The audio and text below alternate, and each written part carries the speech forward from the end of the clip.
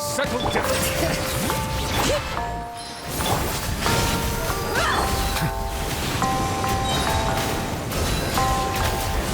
the mighty be humble. Bow your head.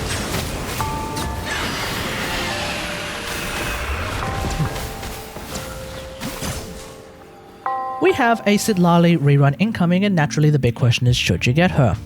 So, I hope you are able to make that decision for yourself, because that's not what we're really talking about in today's video.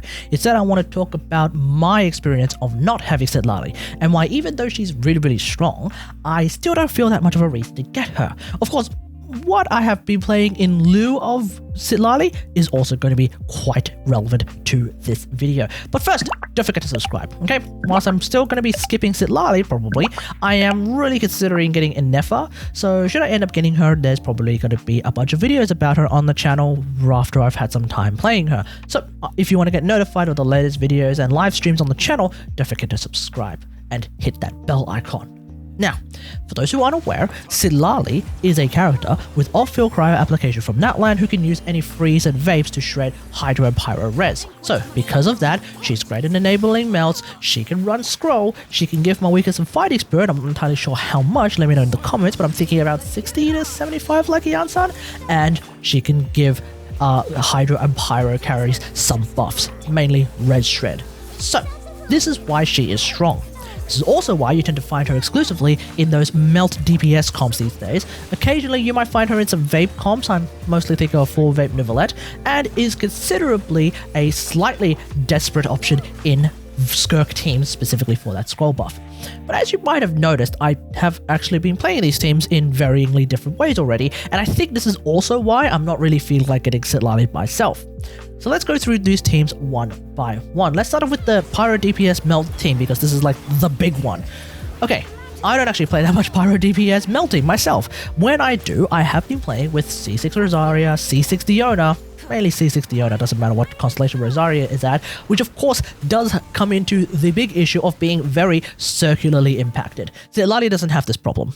Her buff travels around with you, her field of cryo travels around with you, so that's really good. What I have been playing a lot more of these days instead of melt, and this could be just a little bit old school for me, is of course good old fashioned vape comps. The Malwika vape team, the Father vape team, double Pyro vape. Can you do the same thing with melt? Probably not. And Garming vape even. Now, of course, Garming is probably the most melt-coated pyro carrier of all time because of how slow he attacks, so there is that.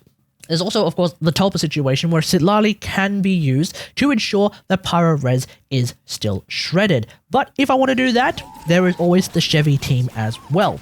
Unless you want to play Overload against, let's say, the Lava Dragon as well, because it's the currently active Stygian Onslaught, in which case, hey, Shilinen still exists. I think one of the reasons why I'm a big vape enjoyer over melt these days is because I'm kind of finding melt teams to just be a little bit way too dank. You need to play specific combos with your pyro DPS, because the moment you mess up those pyro applications, yeah, it does take a long time for Citlali's cryo to correct the aura so you can continue melting. Citlali herself doesn't do that much damage, I think. Compared to, let's say, a vape team where you have someone like Farina, for example, who can relatively quickly remove the Pyro Aura with one of her Salad Solitaire, and then another one might actually just apply Hydro almost immediately. Since we do have 3 different members of Salad Solitaire, they all have their own separate ICDs, and hell, Mademoiselle Crabaletta doesn't even have an ICD. On top of that, if you've overdone the Pyro, then Farina, specifically Mademoiselle Crabaletta, can forward vape that Pyro Aura and do a pretty decent amount of damage so long as you have built her for DPS. So if you are one of the Favge support Farina players out there, you have no idea what I'm talking about. But for everyone else, I don't feel that bad about messing up my Pyro app in a Vape Malwika team than I would feel in a Melt Malwika team. Thus, even for my Pyro DPS characters, mainly Malwika and Arlecchino these days, I just don't feel like getting Citlali for them. I just don't. Meanwhile, we have forward vape Nivelette. Now, no doubt Citlali is probably essentially the best in slot in this team by a pretty significant margin. Putting aside the buffs that she can give Nivelette for a second, there is one big reason that makes her really good in this team, and it's because she's cryo. which does mean she can occasionally leave a cryo aura for Neuvillette to react to, which of course then brings in the buffs that she can give to Neuvillette, shredding the Hydro Res, but of course Vaping does that as well. The big thing is that because she's cryo, she can leave a cryo aura that is sitting alongside the Dendro aura so that you can guarantee full Draconic stacks for Neuvillette at C0. Obviously, this doesn't mean that much if you're playing C1 Neuvillette. It did occur to me that Citlali can't trigger the scroll buff for Neuvillette if enemies already have Dendro on them, for example, but at the end of the day, in a 4-vape Neuvillette team, the way I'm playing it at the very least, the entire premise is that Neuvillette is not leaving a Hydro Aura in the first place, therefore nobody can trigger scroll on this team. PMC are weaker, triggering Burgeon doesn't count. It gives scroll buff to Pyro and Dendro, but not Hydro, so that goes out the window too. I guess if you are able to get a Hydro Aura on a brand new enemy that is just spawned, and then you're able to have Citlali's off-field cryo freeze them instantly, okay, well there we go. You can still make scroll work, but this might be a little bit finicky. But you do only need to do this once every 15 seconds, so you do have a lot of leeway to maybe make it happen. Essentially, I usually have two alternatives to turn to. First off is of course Layla, for the exact same reason as I just stated, she's cryo. That's kind of basically it. The C4 is useful too, but it's not that huge. And then of course there's also Shilin for the res shred, and obviously when you have a character that can do both, you know, be cryo and res shred, she is of course going to be preferred. Forward Vape Neuvillette is probably the only team that has made me genuinely consider getting Citlali, but it is only one team. I don't even play it that much these days. Hell, I don't even play Neuvillette that much these days. When I do, I'm usually okay. So it just doesn't seem worth it to me at the present moment. Then of course there's the slightly desperate Skirk option, and I think this mainly applies to the Skirk Escoffier enjoyers out there, of which I am not because I don't even have Escoffier yet. From my understanding, Citlali is about as good as Yelan, Shenhe, Mona in these premium ass teams. So even if and when I do get the goose on the loose, I probably will be leaning more towards Shenhe over Citlali in any of these Skirk teams. Her only buff and her only reason to be in these teams is the scroll buff. That's basically it. She's not giving you cryo res shred. Not that you would want more cryo res shred because Escoffier already exists, so there we go. Shilin is also probably the biggest reason why I haven't felt the pull towards Citlali. And it's also the same reason why I don't think Shillin's relevance is going away anytime soon, despite what some people may be saying online. In melt comps, sure, Citlali pretty much is better than Shilin in every possible way, to the point where, you know, Shilin does need an additional teammate. This is kind of huge for Citlali because that means you actually get +1 teammate on top of everything that Citlali already does for these melt comps. And, you know, here's the thing. There has been some drip marketing that came out today. This is Saturday for those who are playing at home. For 5.8, where we have this new attack buffer, and his name is Bennett.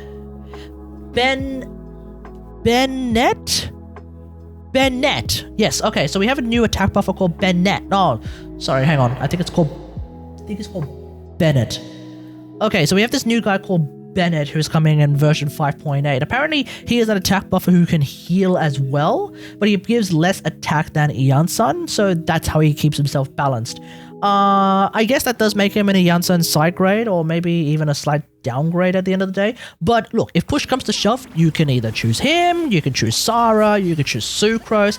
Point is, in these Citlali teams, there is in fact going to be a +1 teammate for them, so there's like some additional reasons why in melt comps, Citlali does in fact end up being better than Shilin.